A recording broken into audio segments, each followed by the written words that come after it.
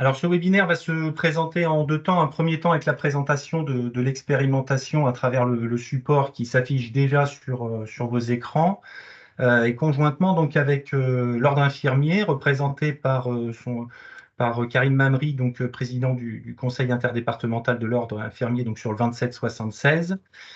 Esther Petri, donc élue et représentant le président du CIDOA 14 50 61. L'URPS infirmier avec sa présidente Fabienne Guabo, et l'ARS de Normandie avec Geneviève Delacour, directrice des soins et conseillère technique régionale en soins au sein de la direction de l'attractivité des métiers et de la transformation du numérique du système de santé, et moi-même donc Anthony Huette, chargé de mission au sein du pôle offre ambulatoire à la direction de l'offre de soins. Pendant cette présentation, il vous sera possible de poser des questions à travers donc le fil de conversation, dans un deuxième temps, nous reviendrons justement sur ces questions en essayant d'y répondre, peut-être pas en totalité, mais au mieux déjà. Et éventuellement, en fonction du temps qu'il nous restera, nous pourrons peut-être aussi répondre à des questions via les mains levées. Donc, merci à toutes et à tous de vous être connectés aujourd'hui sur ce webinaire sur l'expérimentation de la rédaction des certificats de décès par les IDE.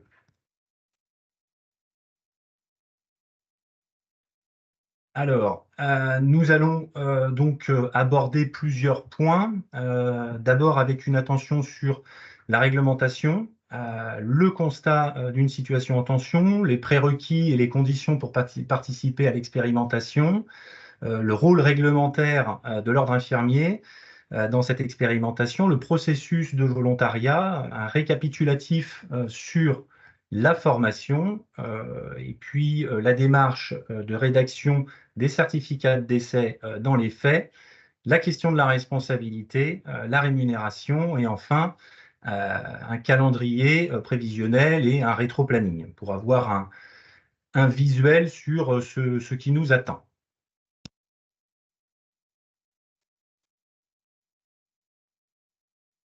Donc, nous commençons donc par un point sur cette réglementation. Il est à noter prioritairement que nous sommes actuellement en attente de la publication du décret qui permettra de débuter l'expérimentation. Alors, un décret, ça n'est pas une loi, c'est une décision, en revanche, qui est prise par le président de la République ou par le Premier ministre. 6 régions préfiguratrices, Auvergne-Rhône-Alpes, Centre-Val de Loire, Hauts-de-France, Île-de-France, Occitanie, La Réunion, sont entrées dans cette expérimentation suite à un décret au 6 décembre 2023. Fin décembre 2023, la loi Valtou a étendu l'expérimentation à l'ensemble des régions. Le décret qui a donc été pris le 6 décembre 2023 doit être modifié afin d'inclure les régions qui ne l'étaient pas jusqu'ici, et la Normandie en fait partie. Il est à noter qu'il a été retiré sur ce projet de décret l'indisponibilité préalable d'un médecin pour établir le certificat de décès dans un délai raisonnable. Je vous en parle tout de suite parce que si certaines personnes ont suivi le début de cette expérimentation dans d'autres régions, sachez que c'est une modalité qui a été retirée du projet de décret qui est en cours. Donc là, désormais, nous sommes dans la situation où, dans l'attente de la modification de ce décret, eh bien, sans ce décret, pas de lancement possible de l'expérimentation, pas de formation possible et pas de rédaction de certificat de décès possible par les IDE.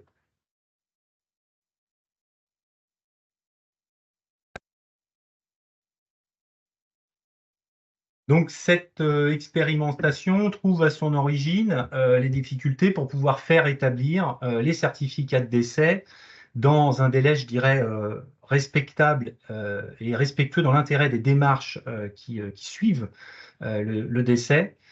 Cette situation impacte de nombreux acteurs, les familles en deuil, les mairies, le SAMU, les forces de sécurité intérieure, SOS médecins, mais également les IDE.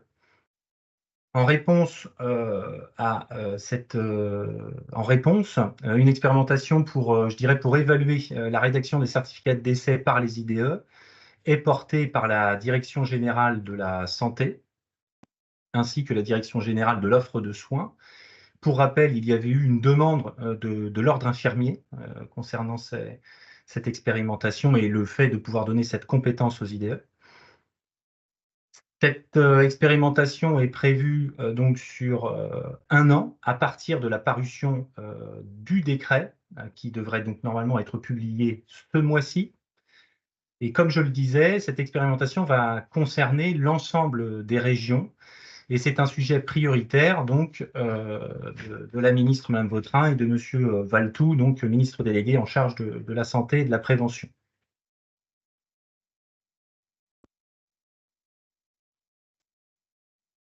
Alors, les prérequis pour participer à cette expérimentation sont concernés les infirmiers donc diplômés d'État, sans distinction d'un exercice libéral ou salarié, avec l'accord du chef d'établissement, diplômés donc depuis au moins 3 ans, inscrits à l'ordre, volontaires, avoir suivi donc la formation et disposer d'un tampon pour la poser sur les certificats de décès.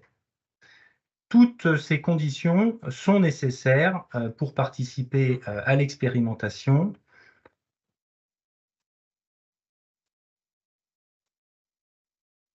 Et pour cette expérimentation qui concerne donc un certain type de décès. Donc en l'occurrence, les IDE participants pourront établir les certificats de décès pour les personnes majeures, pour les personnes décédées donc à domicile ou en hospitalisation à domicile ou donc en établissement d'hébergement pour personnes âgées dépendantes.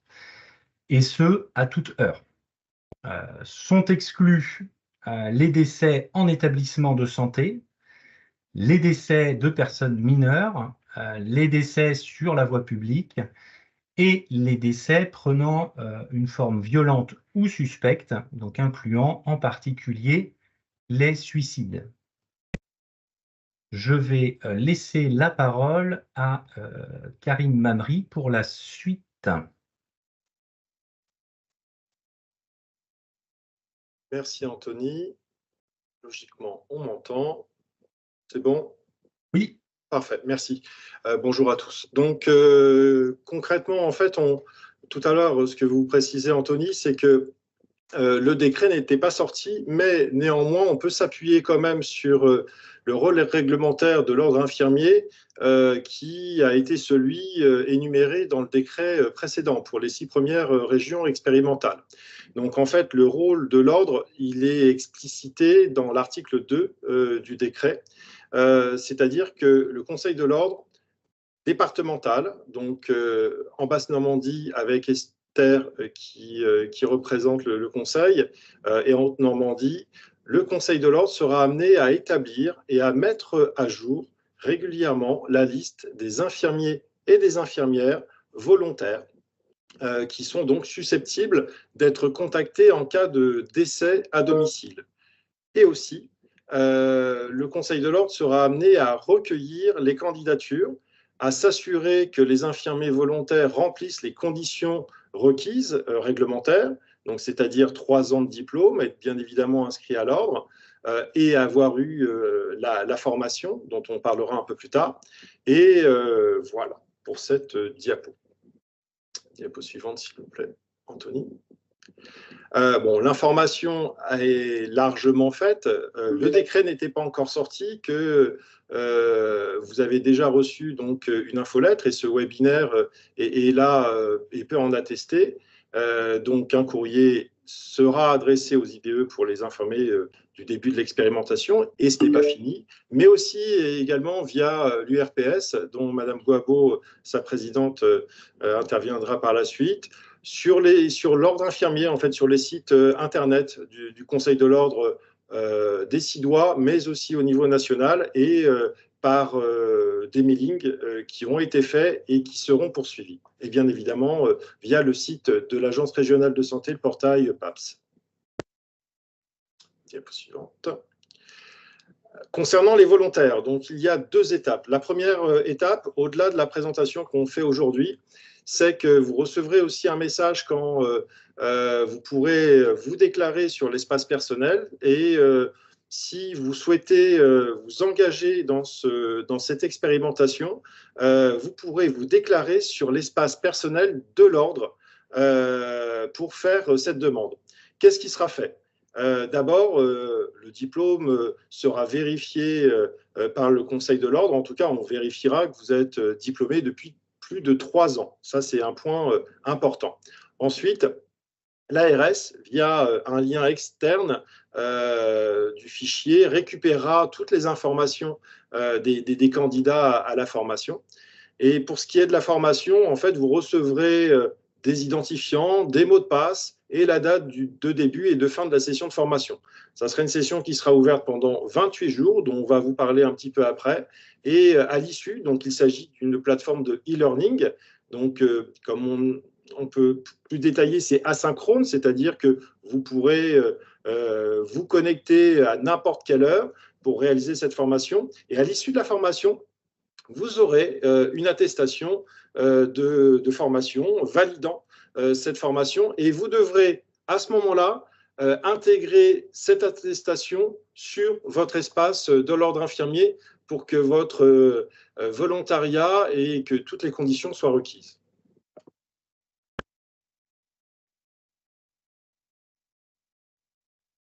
Et enfin, donc les infirmières enregistrent leur attestation. Je suis allé un petit peu vite. La liste des volontaires, une fois obtenue, les volontaires formés, donc les agences régionales de santé à travers la France, mettront à disposition des services d'urgence la liste des volontaires. 2 outils sont pressentis pour répondre aux services d'urgence afin de connaître le secteur, les disponibilités des infirmières libérales. Bon, pour l'instant, tout ça, c'est en cours de développement. Et puis, concernant l'indemnisation des infirmières libérales, elles seront indemnisées dans le cadre de la formation à la hauteur de 100 € par demi-journée. Il faudra avoir validé l'ensemble de la formation, ce qui fait qu'il y aura une indemnisation à la hauteur de 300 € pour cette formation. Voilà. Je passe la main à Fabienne, je crois.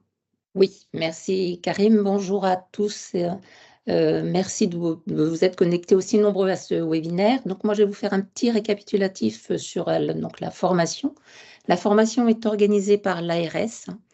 Donc, ça va être sur un temps donné, c'est-à-dire qu'elle va correspondre à 1 journée et demie de façon asynchrone et en e-learning, c'est-à-dire que vous pourrez vous y connecter sur une période de 28 jours au moment que vous le souhaiterez, c'est-à-dire en journée, en nuit, comme l'a dit Karim. La rémunération donc sera à hauteur de 100 € par demi-journée avec donc un total de 300 €, mais il faudra avoir effectivement validé ces 3 demi-journées pour pouvoir percevoir cette rémunération. La date n'est pas encore définie. Comme on vous l'a dit en préambule, le décret n'est toujours pas sorti. Donc, tant que le décret n'est pas sorti, la formation ne sera pas disponible. Elle sera disponible dès que nous aurons le décret. Nous l'espérons incessamment sous peu. Et donc, le lieu de formation, donc, elle se fera uniquement en e-learning. Il n'y aura pas de présentiel, donc sur une période de 28 jours. 28 jours en une seule fois.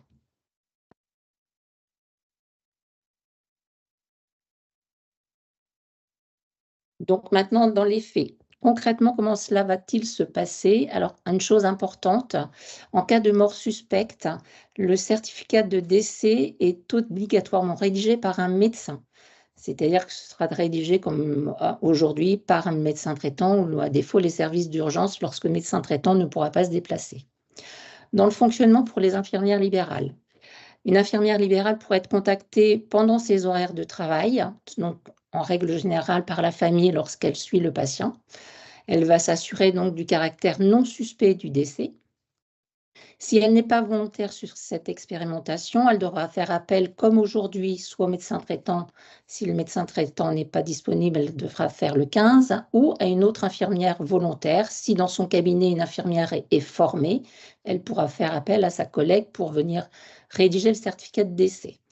Si l'un d'elles est formé et volontaire à l'expérimentation, elle pourra donc, dans ce cas, rédiger le certificat de décès. Au cas où, deuxième cas, l'infirmière est volontaire, elle pourra alors s'inscrire sur une liste qui sera donc contactée. Elle sera pour être contactée par le SAMU. Cette liste sera donnée au SAMU ou la gendarmerie ou la police. Donc l'infirmière sera simplement, enfin, il faudra que l'infirmière soit volontaire pour donc se mettre sur cette liste. Et elle pourra rédiger les certificats de décès pour tout autre patient, hors patientèle.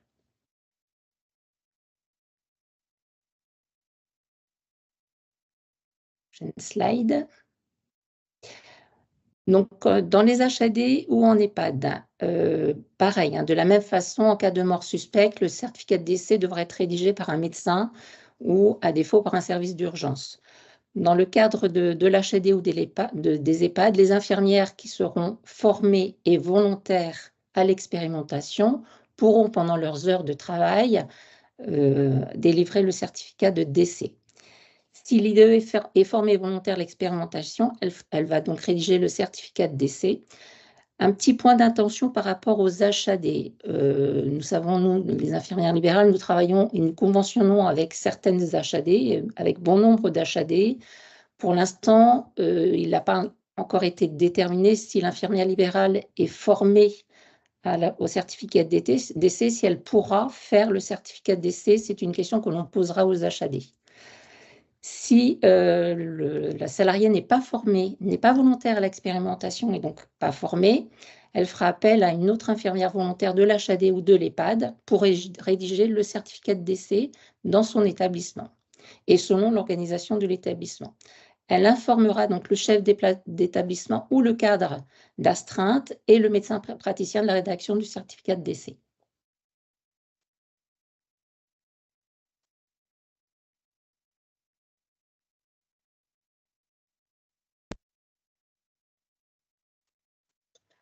Les points abordés en détail pendant la formation. Alors, tous les aspects médico-légaux seront abordés au cours de cette formation et notamment au niveau de la rédaction, effectivement, du certificat de décès. Il arrive malheureusement qu'il y ait, on va dire, la rédaction d'un faux uniquement. Exemple, au niveau des signes d'obstacles médico-légaux, ils peuvent être repérés et l'IDE rédige un certificat comme étant une mort naturelle. Cela dit, certains résultats, etc., peuvent montrer que ce n'était pas une mort naturelle. Donc, il s'agit de la rédaction d'un faux. Mais attention, pas de panique, même si l'IDE n'a pas repéré tous les signes, il s'agit d'une erreur et en droit français, il est intégré le droit à l'erreur. Alors, petit conseil, surtout ne pas rédiger le certificat si vous avez le moindre doute, si vous avez la moindre alerte ou une suspicion sur quelque chose, sur un signe, sur un résultat biologique, etc. À ce moment-là, surtout, appelez un médecin, les forces de l'ordre, ou vous prévenez, effectivement, quand on dit médecin, ça peut être le SAMU, etc. Voilà. Mais tout cela vous sera expliqué lors de la formation dans un volet médico-légal. Diapo suivante. Alors, je passe la parole. Oui, merci. Donc, je vais vous parler de la rémunération pour les infirmières libérales. La rémunération sera faite dans le cadre conventionnel, donc par l'assurance maladie. Elle sera donc de 54 € par certificat délivré durant les horaires de la permanence de soins ambulatoires, c'est-à-dire de 20h à 8h, les dimanches et jours fériés. Et hors cette période, c'est-à-dire de 8h à 20h en jour de semaine, 42 €. La demande de règlement sera faite via un formulaire qui sera à télécharger sur amélie.fr pendant tout le temps de l'expérimentation.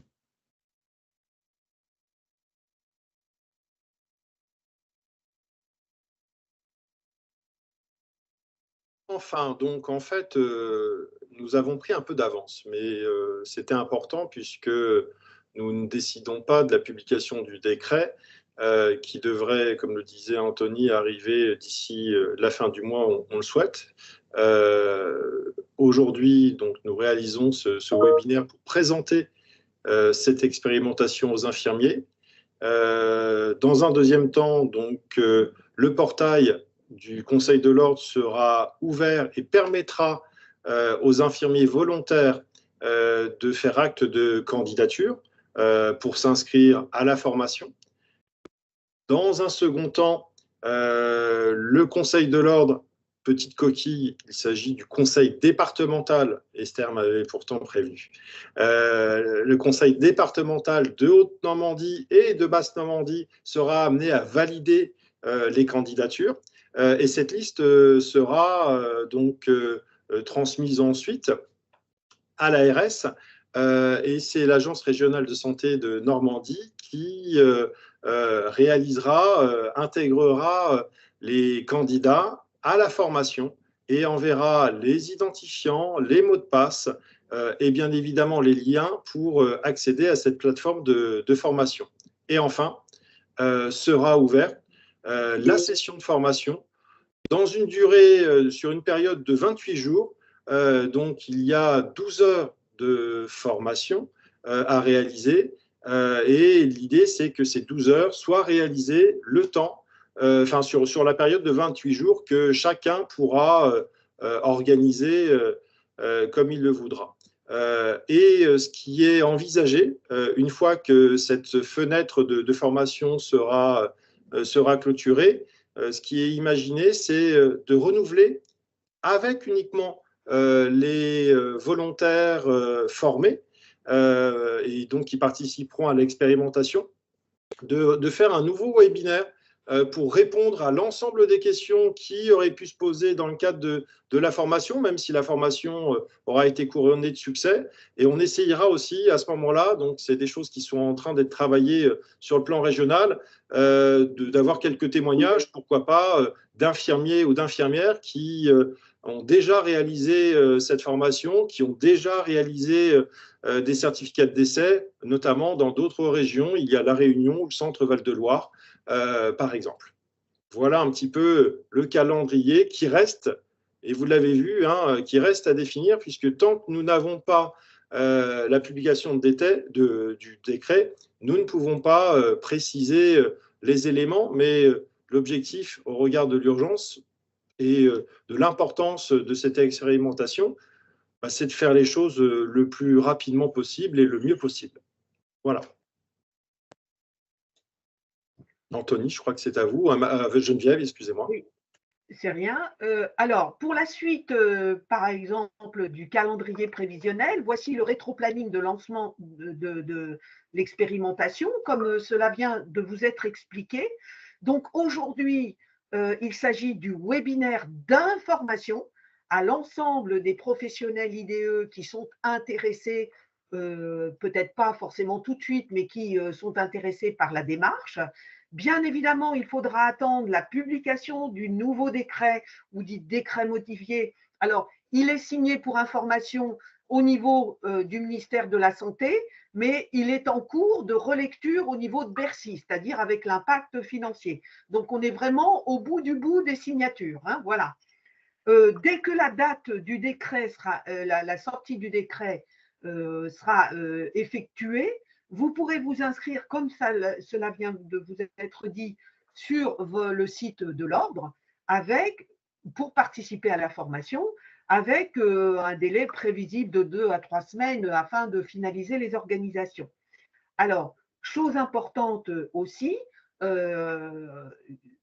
formation, évidemment, c'est une première session.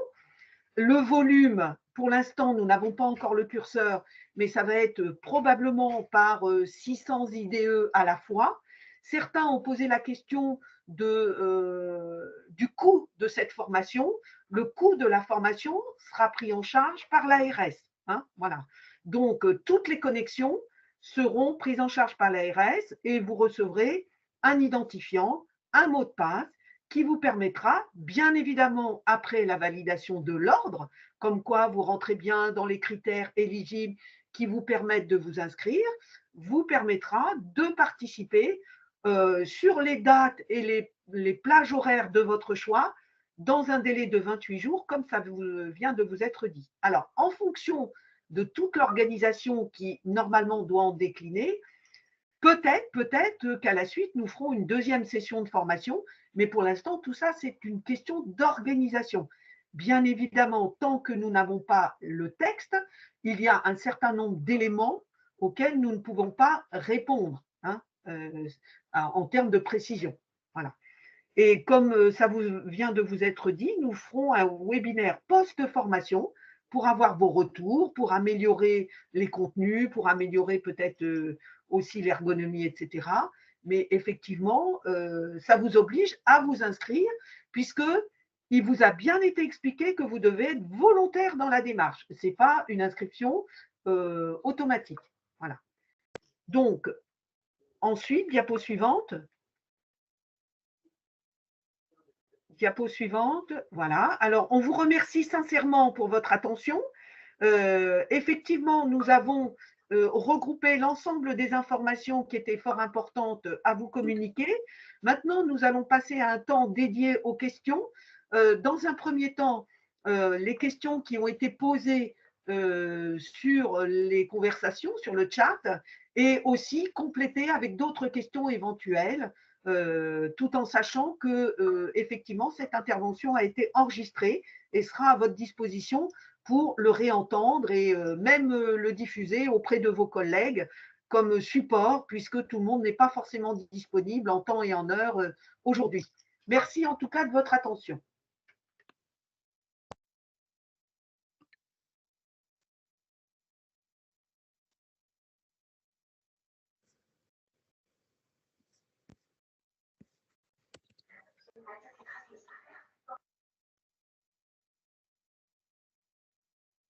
Donc, sur le suivi des questions, alors il y a eu des réponses qui ont été faites directement. Ce n'est pas toujours possible de répondre à tout de suite. Alors, est-ce que vous avez identifié, je parle donc des questions spécifiques. Alors, moi, j'ai identifié une question par rapport au volontariat. Alors, il y a deux niveaux de volontariat. Déjà, un volontariat sur la formation. Elle est, comme vous l'avez expliqué, elle est obligatoire pour personne. C'est-à-dire que vous vous formez si vous le souhaitez. Ensuite, le volontariat pour s'inscrire sur les listes, pour être appelé par la gendarmerie, la police ou le SAMU, ça aussi, c'est sur la base du volontariat. Vous pouvez vous former sur la base du volontariat toujours pour, je parle pour les infirmières libérales, hein, dans le cadre de votre exercice et de votre patientèle. C'est-à-dire que si vous voulez seulement être disponible pour vos patients, c'est tout à fait possible. Mais ça, pareil, ça peut évoluer. Si d'ici quelques temps, vous voulez vous inscrire sur les listes pour participer et être appelé pour d'autres patients, ça sera toujours possible. Une question de Madame Jobard, ou de Monsieur Jobard, excusez-moi, sur y a-t-il une différence entre l'IDEL, l'infirmière libérale titulaire, et l'infirmière libérale donc remplaçante, idem pour la rémunération et puis pendant la formation. On est toujours en attente, je crois, Anthony, des réponses. Concrètement, classiquement, l'infirmière remplaçante qui a un contrat en cours, qui travaille avec une titulaire, en toute logique, elle pourra bien évidemment participer à l'expérimentation. Reste le questionnement autour de la rémunération qui sera via la CPRM, de l'acte, et puis aussi en cas d'absence de contrat et donc d'absence d'exercice. Mais ça, je crois que c'est des questions qui restent en suspens. C'est ça.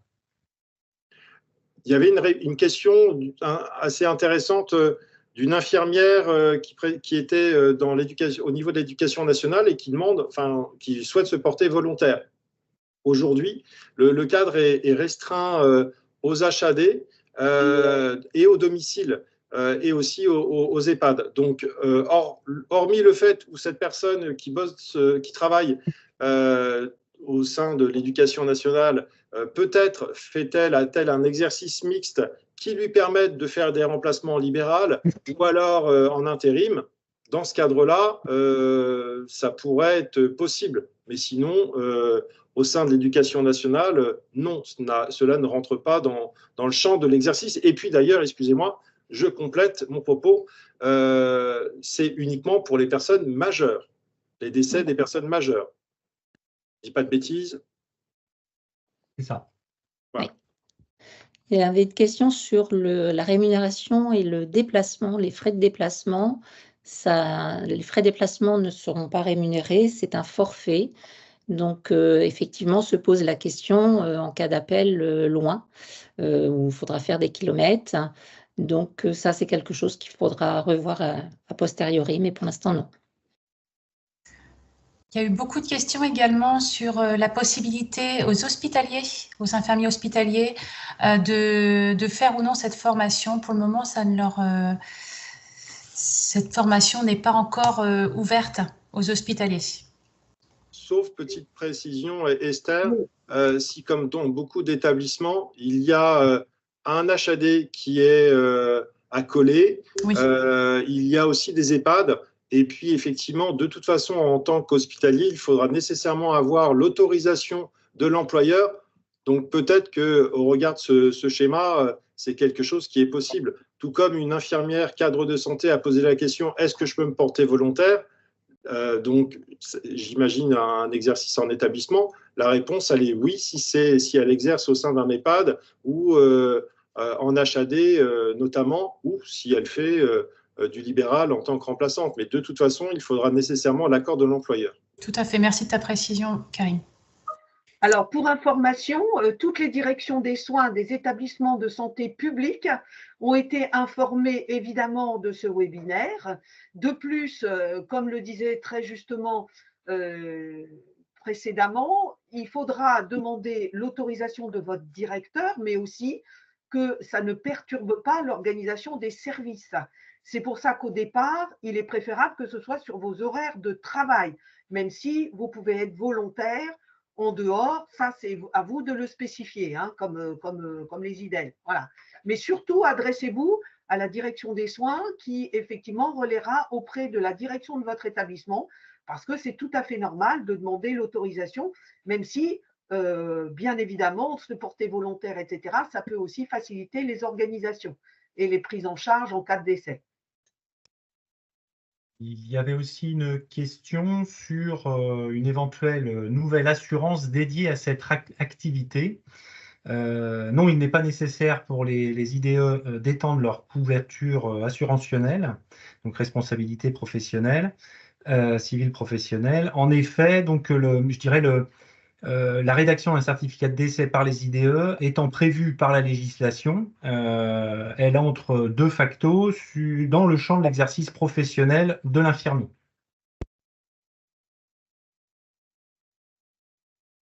Il y a une question il y a 2-3 questions sur le nombre de kilomètres sur lesquels les infirmières pourraient intervenir. Il n'y a pas de limite. Ça, c'est vraiment. Alors, on va essayer de déterminer des périmètres.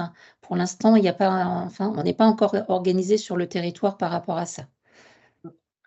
Il y a une question aussi sur une infirmière en EHPAD qui dit est-ce que nous serions amenés à intervenir sur les EHPAD environnantes? Alors, il y a un statut juridique. Et la question est, est-ce que les autres EHPAD dépendent du même établissement ou pas? C'est-à-dire, est-ce que ce sont des EHPAD privés ou relevant d'une fondation, etc. Si c'est le même employeur, il peut y avoir un accord, bien évidemment, je le répète, sur la base du volontariat. C'est-à-dire que si vous êtes sur une EHPAD et que vous êtes volontaire sur les autres EHPAD, dans le cadre de votre planning, hein, de vos horaires de travail, vous pouvez être volontaire sur d'autres EHPAD du même employeur, du même hôpital, de la même structure. Par contre, s'il s'agit d'EHPAD avec un autre statut, il faut qu'il y ait une convention entre votre direction d'établissement et, on va dire, cette EHPAD privée ou cette fondation, etc. Ça, c'est une autre dimension. Tout simplement, ce n'est pas une question de est-ce que mon directeur veut ou ne veut pas, c'est une question aussi de responsabilité et d'engagement juridique. Voilà. Il y a une question qui a été posée, alors là, il y a beaucoup de questions, ça va très vite. Sur la formation, on ne l'a pas abordé au sens propre, mais si on regarde le décret du 6 décembre 2023, la formation sera comprise, donc il y aura 12 heures, comme on l'a dit tout à l'heure, 2 parties. Une première partie sur l'épidémiologie et l'examen clinique du processus mortel. Une deuxième partie, un deuxième module, donc administratif et juridique. Donc voilà, c'est ça, 2 parties, une partie relative à l'enseignement composé et au total 12 heures en 3 demi-journées. Le choix a été fait au niveau de l'ARS de faire du distanciel et du e-learning avec l'ajout d'une formation style webinaire finale. Juste pour un petit peu compléter ton propos, il y aura une évaluation des connaissances à la fin de la formation. Il y avait aussi une question sur qui délivrera les certificats de décès. Aujourd'hui, en Normandie, les certificats de décès pour les médecins vont donc sur un lien pour commander et recevoir les formats papier. Ce sera très certainement, et vous serez informé en faisant partie de l'expérimentation, ce sera très certainement le même lien qui vous permettra d'obtenir les certificats sous ce format. À partir du mois d'avril, donc ce mois-ci, donc pour les 6 régions préfiguratrices, il va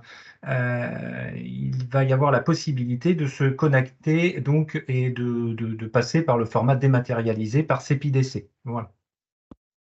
Question de Sébastien Brunel, qui est infirmier en activité UMHP, donc c'est une unité mobile hospitalière paramédicalisée, donc un SMUR sans médecin.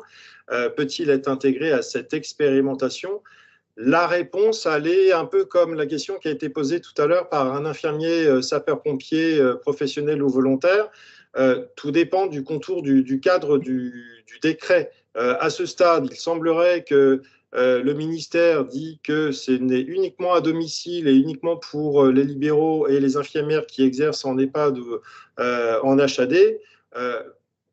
Ça reste, tout dépend de ce qui est précisé dans le décret. En tout cas, le souhait du Conseil de l'Ordre, c'est que cela soit le plus largement possible. En fait, l'expérimentation doit servir et doit répondre à un besoin de santé publique. Donc, si les conditions de sécurité, les conditions réglementaires le permettent, c'est quelque chose qui sera peut-être possible, mais à ce stade, on n'en a pas encore la certitude. Il y a une question intéressante d'un infirmier libéral qui exerce dans le 78, mais qui est domicilié en Normandie. Est-ce qu'il pourra donc faire exercer cette compétence près de son domicile? Par rapport à l'ordre, est-ce que c'est possible ou pas? Alors, c'est une bonne question. Il faut qu'il soit inscrit. On n'a peut-être pas de réponse à toutes les questions, surtout à des questions aussi particulières que celle-ci. Dans l'absolu, en tout cas, il faut que la formation soit validée par votre Conseil de l'Ordre. Donc, tout dépend où vous exercez. Donc, vous disiez donc exercer dans le 78, donc ça veut dire inscrit dans le 78. Il faut faire la démarche auprès du 78. Et après, sur le lieu, sur le territoire, ça, j'ai un petit doute néanmoins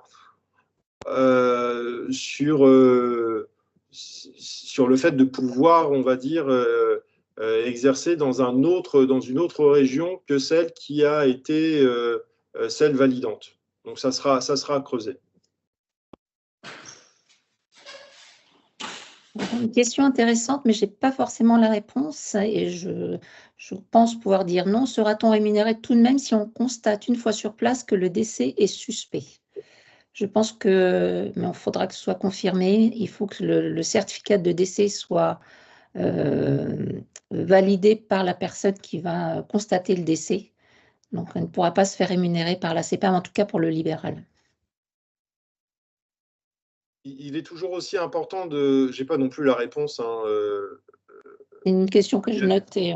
Ouais, mais s'agissant d'une expérimentation et s'agissant du fait que nous n'avons pas encore le décret et l'ensemble des contours, je pense qu'on aura aussi des réponses au fil de l'eau à partir du moment où le décret déjà sera sorti et on aura quelques semaines sur les retours aussi des autres régions qui ont été les 6 premières régions qui ont commencé avant nous. Donc, c'est aussi l'objet du dernier webinaire où on espère pouvoir apporter le témoignage d'autres collègues issus d'autres régions.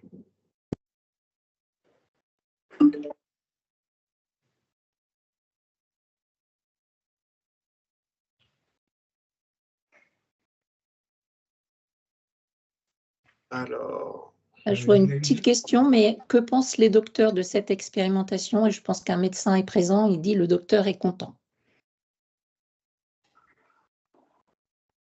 Il y a aussi une question, donc quand la formation est faite et mort naturelle, les familles pourront appeler directement l'infirmière. Effectivement, c'est ce que l'on indiquait en début de webinaire. Il apparaît que la mention qui intégrait l'obligation initialement d'appeler un médecin a été retirée. Et puis, au-delà de ça, on verra à la sortie du décret, mais il ne semble pas y avoir de difficulté au fait que la famille puisse directement contacter l'IDE pour constater le décès. Il y a une question aussi intéressante sur des IDE salariés en EHPAD ou structure de soins concernant la rémunération. Il est bien évident qu'une IDE salariée, comme elle va l'exercer sur son temps de travail, est déjà rémunérée. Donc, elle n'aura pas de prime supplémentaire. Par contre, c'est une très bonne question. Si il ou elle, l'IDE, est volontaire pour intervenir sur d'autres EHPAD en dehors de ses horaires de travail. Voilà. Pour l'instant, nous n'avons pas encore toutes les précisions. J'ai quand même peut-être un petit complément à apporter, si vous le voulez bien, par rapport justement à cette question, puisque effectivement, en termes de rémunération, a priori, il n'y a rien de défini. Mais ça sera à voir avec l'employeur, si notamment dans le cadre d'un exercice en EHPAD ou en HAD, les choses enfin, s'il y a un EHPAD ou un HAD est présente, dans le cadre du Ségur de la santé, il y avait une notion de prime d'engagement collectif qui était, je cite, pour renforcer les projets d'équipe d'amélioration de la qualité des soins et valoriser l'engagement collectif. Engagement collectif, participer à une expérimentation régionale, intérêt pour la santé publique. Après, en tout cas, le Conseil de l'Ordre sera très attentif à ça pour que, effectivement, toute nouvelle compétence, même si on n'est pas un syndicat, toute nouvelle compétence puisse être, on va dire, valorisée. Et donc, si des textes le permettent, pourquoi pas, évidemment. J'ai une question intéressante. Une infirmière qui est en arrêt suite à un accident de travail demande si elle peut suivre la formation sur son temps d'arrêt de travail. Je pense que oui, mais là, c'est l'ARS qui peut répondre par rapport à la rémunération. Alors, pardon, j'étais en train de répondre à une question et je n'ai pas écouté. Une infirmière qui est en arrêt de travail. Oui. Non, si elle est en arrêt de travail, elle est en arrêt de travail. Elle ne peut pas suivre une formation? Non. Non, parce qu'une formation est considérée comme temps de travail. Dans le cadre de son exercice professionnel, on entend bien. Hein. Elle peut suivre une autre formation, voilà. Mais un arrêt de travail, c'est effectivement ne permet pas d'avoir une activité professionnelle. Donc, la formation étant considérée comme une activité professionnelle, elle ne peut pas pendant son arrêt de travail. Mais elle peut s'inscrire pour à la fin de son arrêt, par exemple. Elle peut anticiper et se porter volontaire à partir de telle date ou à la fin de son arrêt de travail.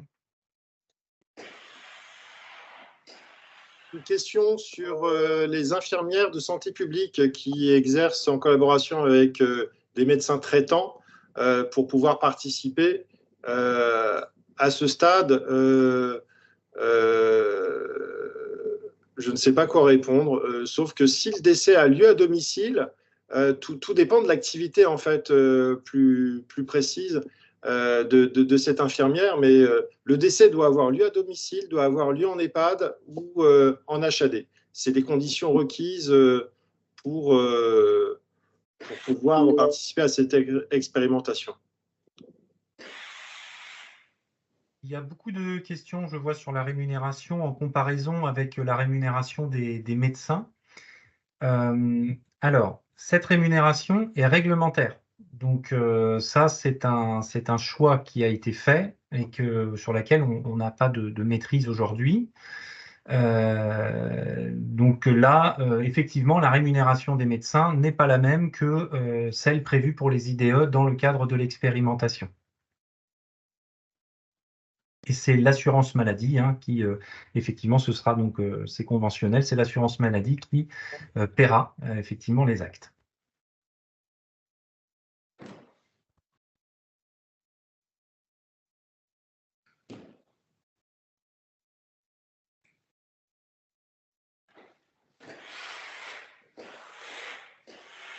Une personne infirmière donc sans emploi peut-elle s'inscrire en tant que volontaire après la formation? Les modalités aujourd'hui, il n'y a pas à ce stade de tableau de garde, comment dire, d'astreinte. Mais aujourd'hui, une infirmière sans emploi sera certainement demain une infirmière qui trouvera un boulot. Il s'agit de Léa. Donc oui, a priori, il n'y a aucune difficulté par rapport à ça. Et tout à l'heure, il y avait aussi, ça rejoint enfin, peut-être une question qui avait été posée. Est-ce que si on fait la formation, est-ce qu'ensuite on est obligé de participer à l'expérimentation? Donc le tout, c'est quand même, c'est basé sur le volontariat. L'idée, c'est que ce soit d'abord les volontaires qui souhaitent s'engager dans cette expérimentation, qui puissent bénéficier bien évidemment de la formation.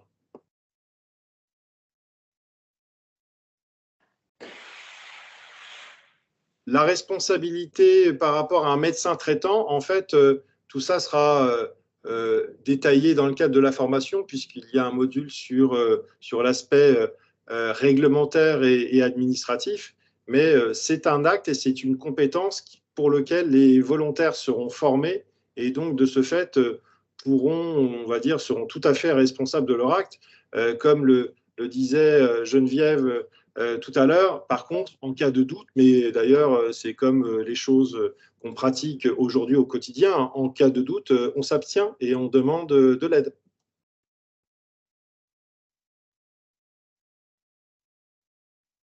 Ça défile trop vite. Alors, il y a une question pour une IDEC en SIAD. Est-ce qu'elle peut intervenir et faire des certificats de décès pour les patients du SIAD?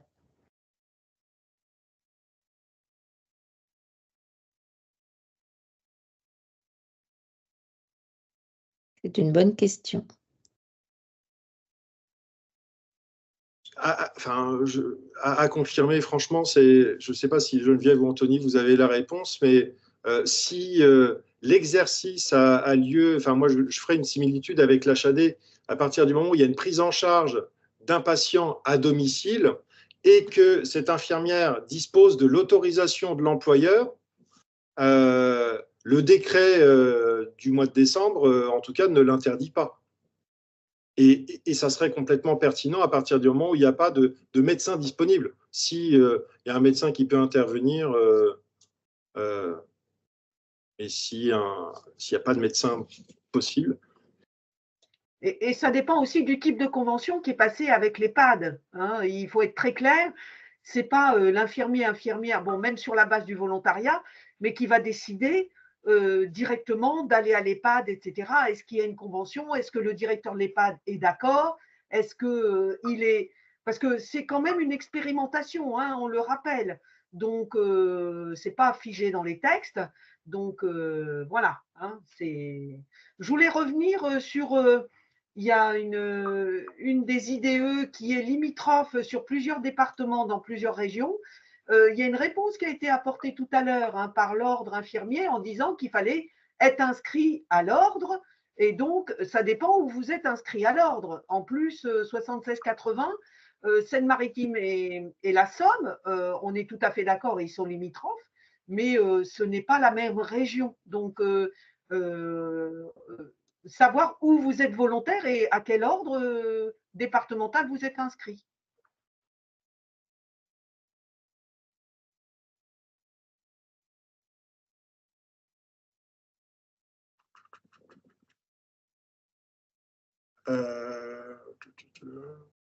Alors, il est indiqué, aurons-nous un délai pour aller constater le décès?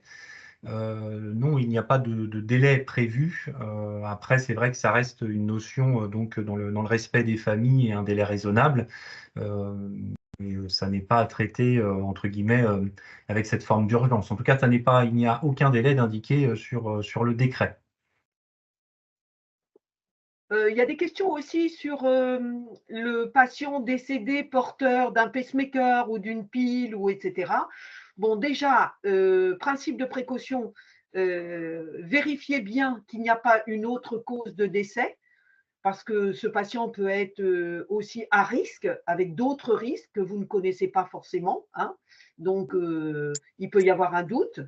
Deuxièmement, et ça, c'est valable quel que soit le lieu du décès, hein, que ce soit en EHPAD ou au domicile, etc.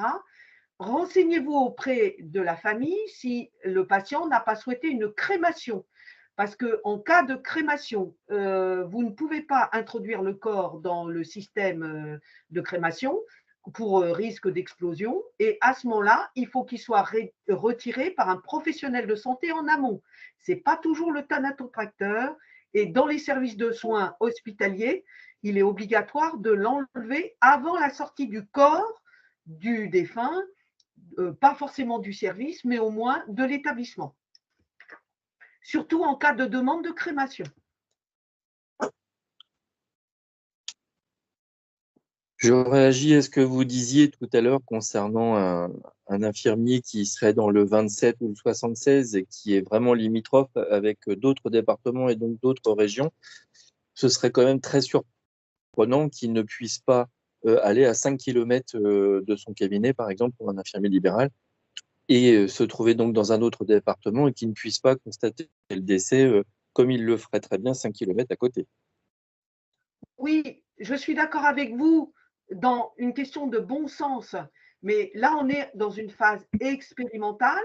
Donc après, sur la base du volontariat, vous pouvez le signaler à l'ordre et je laisserai l'ordre répondre, etc. Mais à ce moment-là, si vous changez de région, il faut aussi que vous soyez volontaire dans l'autre région, même si c'est à 20 km de l'autre côté du trait. Oui, c'est une complexité qui ne répond pas aux problématiques quotidiennes de territoire. Nous sommes dans une phase expérimentale. Je pense que les textes vont s'élargir, mais dans un deuxième temps. Ok. Là, il faut quand même se dire que c'est une grosse avancée pour les familles, pour les infirmières libérales, pour les infirmières qui bossent en EHPAD, enfin, mais on pense bien évidemment aux patients et à l'accompagnement qu'on peut réaliser. Objectivement, même s'il peut y avoir une petite complexité administrative ou il peut y avoir des situations qui n'ont pas été prévues, là, comme chaque confrère, vous le précisez, ça reste une expérimentation. Donc, et l'idée, c'est que cette expérimentation fonctionne. L'objectif serait qu'effectivement, je ne sais pas si on l'a redit, Fabienne, mais l'idéal, ce serait notamment à domicile qu'il y ait une grosse majorité des infirmières et des infirmiers libéraux qui puissent s'engager dans cette expérimentation. Ça apportera un service supplémentaire et attendu à la population, à leurs patients et à leurs familles. Donc, et plus on sera nombreux à participer à cette expérimentation, plus le système sera fluide et ne posera pas de problème comme celui que vous avez précisé, cher confrère. Oui, effectivement, pour compléter, hein, Karim, la base du volontariat est importante, mais je vais parler pour les infirmières libérales. Je pense qu'aucune infirmière libérale aujourd'hui ne s'est jamais trouvée, enfin, on s'est toutes trouvées un jour dans une situation comme celle-ci, où le patient est décédé à domicile, où on doit attendre le médecin pour faire le certificat de décès, quelquefois longtemps.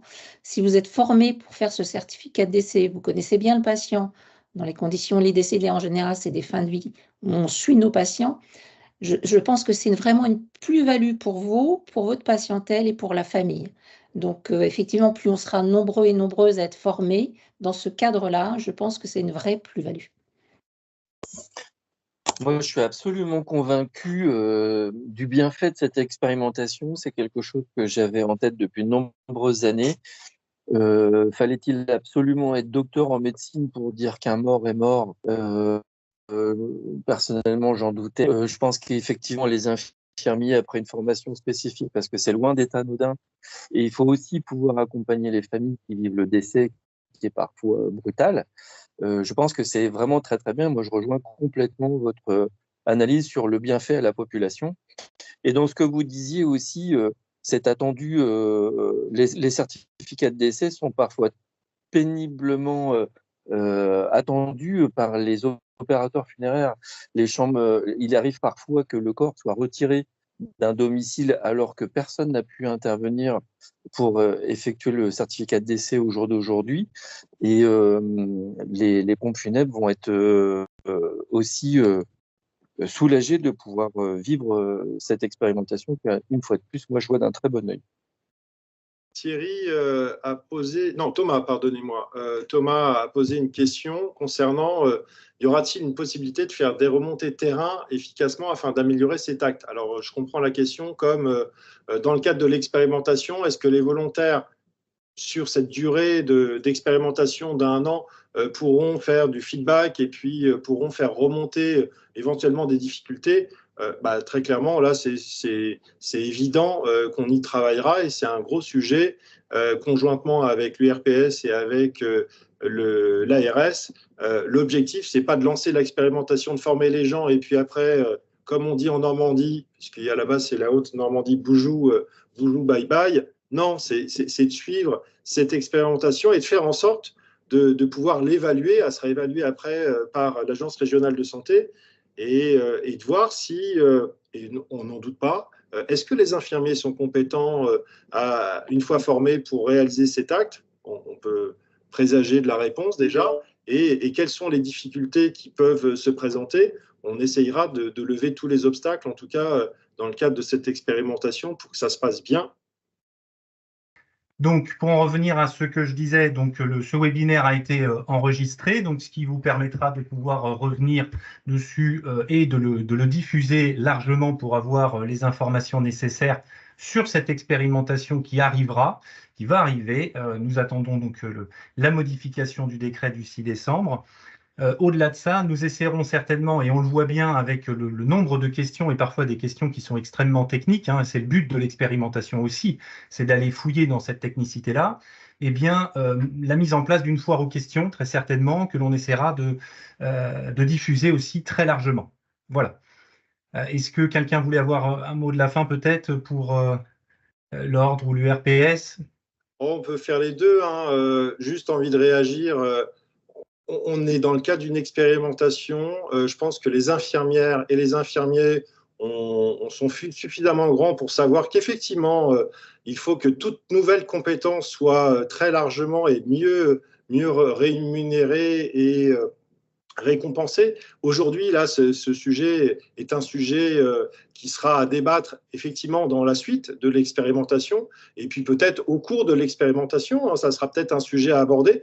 Moi, je préférais que ça soit abordé par les infirmiers et par les infirmières et effectivement, il sera de toute façon très utile et très important de travailler avec les médecins.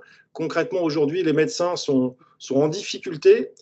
Et disons-le avant tout, ce sont les familles et les patients. Et les infirmiers aujourd'hui ont des tas de compétences à faire valoir. Et là, c'est un bon moyen de pouvoir les faire reconnaître. Fabienne, si tu veux. Oui, oui, effectivement, c'est un moyen de faire reconnaître nos compétences. Effectivement, je suis assez d'accord avec le médecin, mais on est dans le cadre d'une expérimentation. Je pense que effectivement, c'est dans ce cadre-là qu'il faut faire remonter en fait les problématiques que cela va poser sur la rémunération, sur la formation peut-être, mais pas seulement sur la rémunération, même si elle est importante, et aussi sur les déplacements qui seront pas pris en charge. Ça reste une expérimentation. Plus nombreuse on sera, plus nombreuse on pourra faire remonter nos difficultés, et c'est en cela que je dis, participez pour pouvoir faire remonter vos problèmes. Donc, merci à tous. Et puis, nous vous informerons donc via l'URPS et via l'ordre sur les débuts, lorsque le décret sera sorti, et donc sur le début pour la formation et l'inscription sur la plateforme de l'ordre.